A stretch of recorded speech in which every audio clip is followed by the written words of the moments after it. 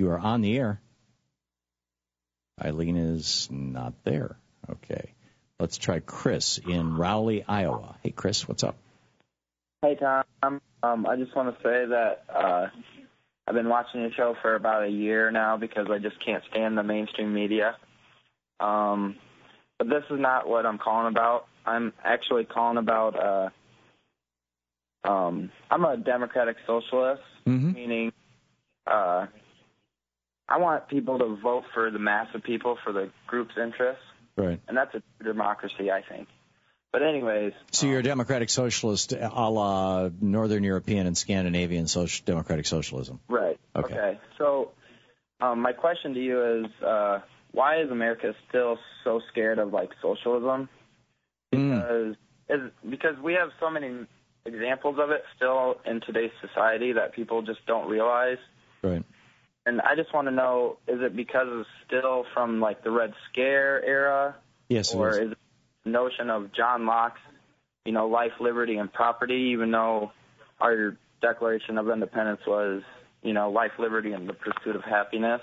Well, when John Locke wrote that in 1674, there were very few people who actually owned property in Europe. Everything you owned was actually the property of the king or the state, right down to your underwear.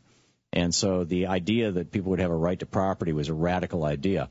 100 years later, when Thomas Jefferson appropriated it, there were clear, opportunities, at least for white people in the United States, to own property, or at least for white males to own property. And so he changed that to the pursuit of happiness, which was the first time happiness ever made it into the founding document of any country. It's a pretty big deal. But the question, why are Americans still afraid of the word socialism? I think, at a certain level, it's because the Union of Soviet Socialist Republics, the level of civics education in the United States, political education in the United States, which should be happening in our elementary schools and then our junior high schools and high schools, is so bad that the average American doesn't understand the difference between socialism and communism. The words are interchangeable in most political dialogue, and they're very, very different things, number one. And number two, if a capitalist, essentially society, which is by and large what we are, becomes socialist or becomes more socialist, as it becomes more socialist, in other words, as Social Security is strengthened, as long-term unemployment benefits are strengthened, as taxes on the very rich are increased, as benefits for the very poor are increased, as these things happen, what happens is the very wealthy end up paying a larger share of the ride, and they don't like that. They don't want to do that. They want to, the Koch brothers have gone from, $70 billion to almost $100 billion, or some estimates are, just in the last couple of years. They want to keep that trend going rather than just be static at $70 billion or maybe just adding $1 or $2 billion a year. They like adding $10 or $12 billion a year.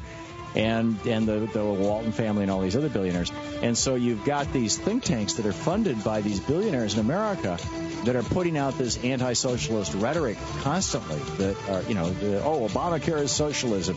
Social Security is socialism. Well, arguably, Social Security is socialism. Obamacare is certainly not, other than the Medicaid expansion, which now they're successfully blocking. So I think that's really what's driving it, Chris. Thanks a lot for the call. You're listening to the Thom Hartmann Program. Visit ThomHartmann.com for audio and video archives. More with Anything Goes today, right after this.